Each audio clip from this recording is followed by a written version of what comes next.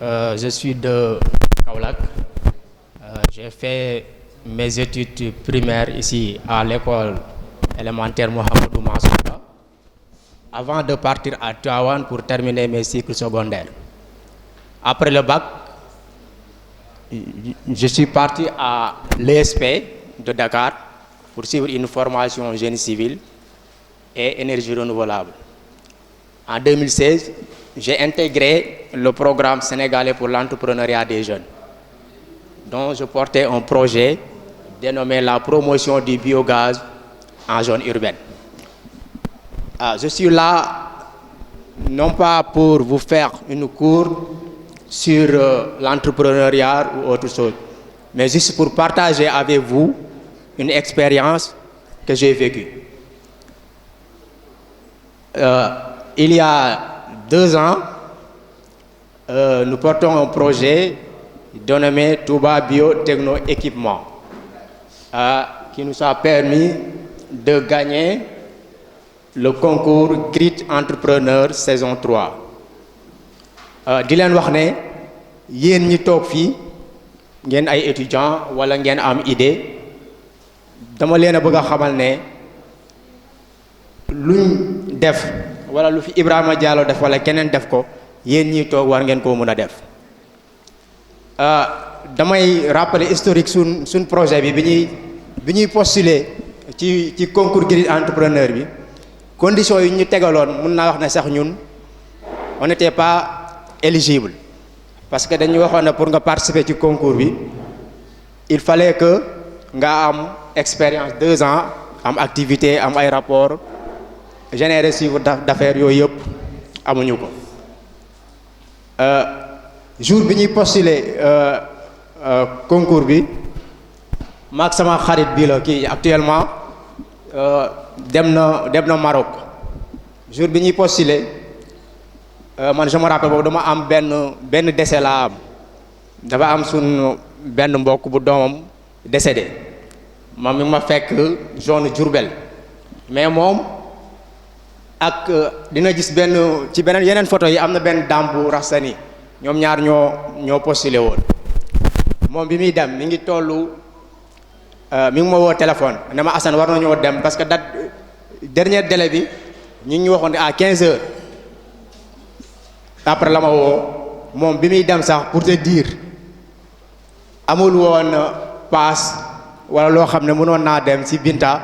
sunu coach bi pour remplir questionnaire bi ñu doon posé pour postuler projet bi. si laa ko envoyé bon je dis 1000 francs par Orange Money si la paas dem te si lañ bi ñu demee ñu postuler bi mu postuler ñun ñu ngi nekkoon plus de 100 yoo xam ne présenté woon nañ ci projet bi 100 ñoo xam ne amoon na ay porteurs de projet yu mag amoon na benn grand boo xam ne sax am na benn structure boo xam ne ci média lay yëngu am ñoo xam ne def nañ ay expérience mais ñun biñ ñëwee ak suñ projet biñ présenté ñu bokk ci 100 yi ñu sélectionné ñu demaat devant un jury à huis clos bi ñuy ñëw di présenté wu kon nii lañ ñëwee rek ak suñ saag maag moom ñoo présenté woon à 2 biñ ñëwee ñu présenté projet bi yàlla def ñu bokkaat ci 50 yi ñu retenir noonu leen demee bokkaat ci 15 yi bokk ci 5 yi ba ni ñuy jëlee concours bi di leen xamal ne kon dara jombul kenn li ngeen war a def mooy am sens initiative mooy am aussi sens d'observation xam ni ngay observer sa environnement pour mun faa jëlee benn problème apporter solution ñun loolu rek la suñ projet bi juddoo suñ projet bi déclic la parce que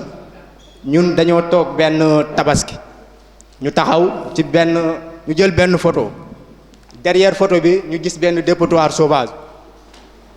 bi ñu gisee dépotoir sauvage bi ñu ne gars yi mais lii c'est pas du tout normal parce que ñun lii fii ñoo fiy toog te gis ngeen mbalit mi suñ ginnaaw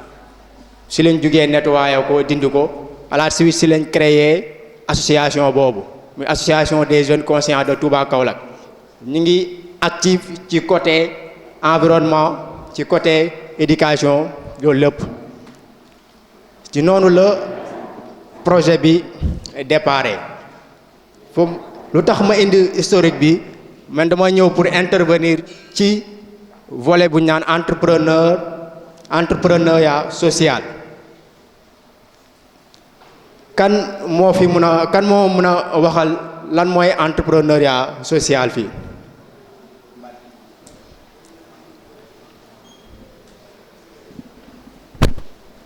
wala ku xam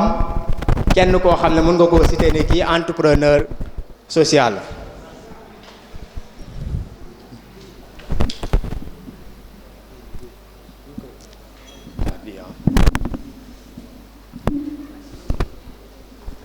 kan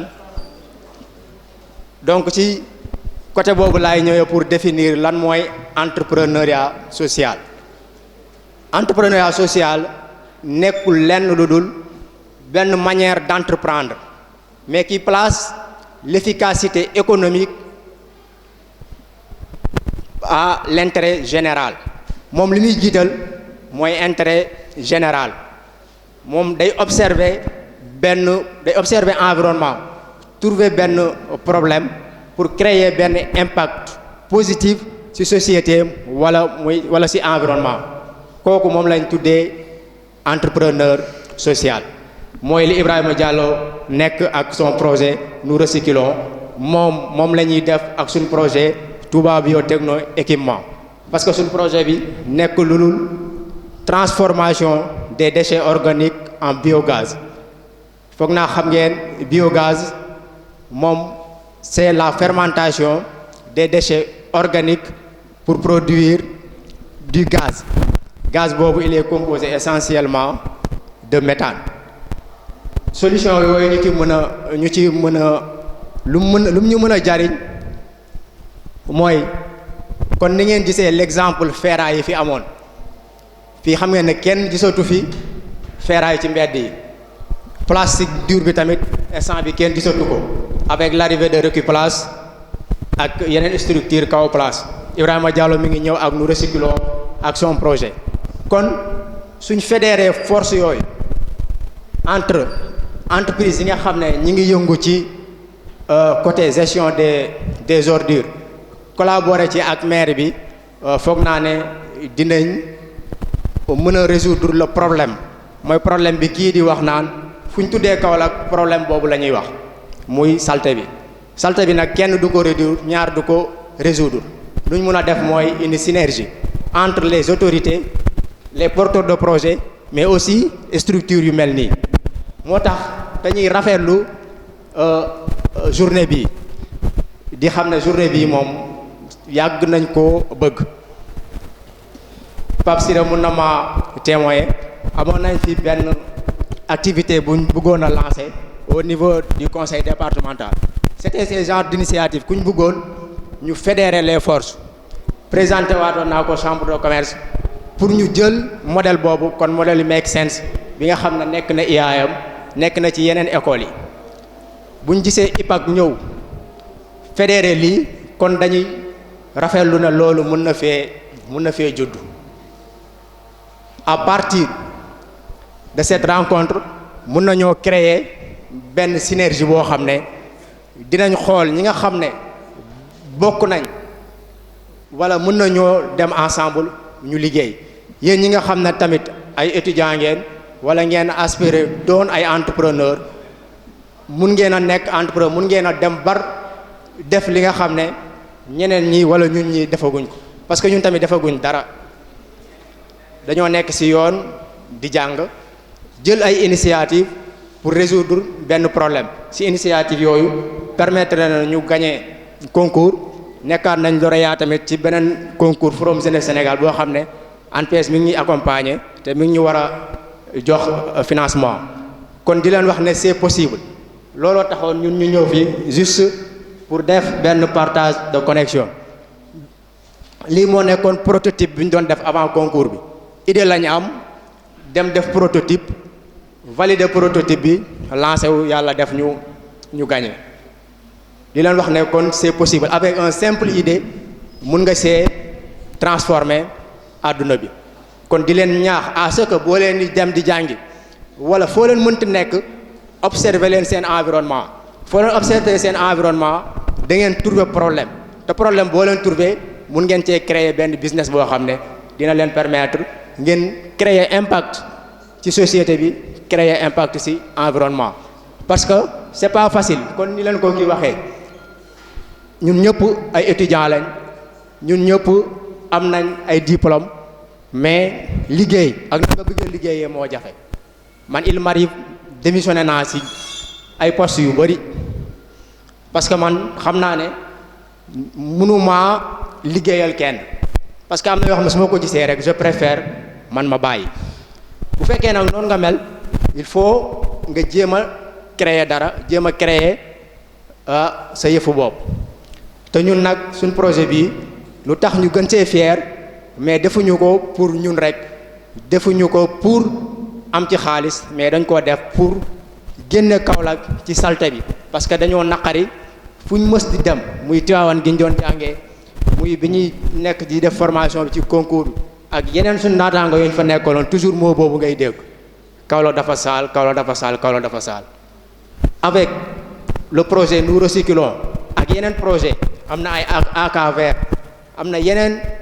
y a pas mal de plateformes yu nekk Kaolack je pense que suñ fédéré woo ak l'appui des instituts financiers ak accompagnement yi fi nekk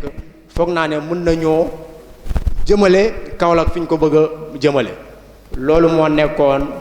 sama intervention juste pour un partage d'expérience